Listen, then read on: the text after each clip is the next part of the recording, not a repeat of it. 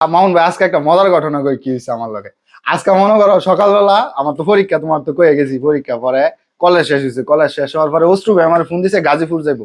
তো দুপুর বেলা বাড়িতে আর কোনো অপশন নাই, বাড়িতে এত খাওয়ারও অপশন নাই, তো কি করছি আতিথ্য বাজারে খাইতে বইছি পরে ভাই দোকানদার না কইতাছে কয় ভাই আমনে কর ভিডিও তো দেখি। আরে ভাই খাওয়ার মধ্যে যখন কইছে কি একটা ভালো যে লাগছে। আচ্ছা এই ঘটনা।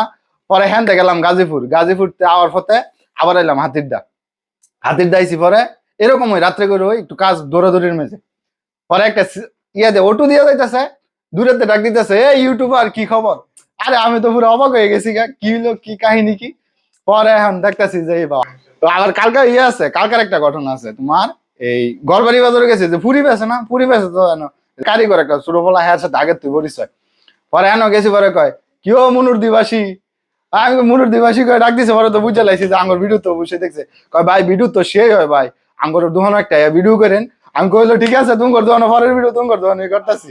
মানে এই জিনিসগুলো ভাই দেখে এত ভালো লাগে ভাই, মানে বলার বাইরে। এই যে আঙ্গর যে একটা আল্লাহর মধ্যে যে একটা উন্নতি হইতেছে, ভিডিও গুলো মানুষ যে দেখতেছে, এটা কিন্তু খুব ভালো লাগে ভাই।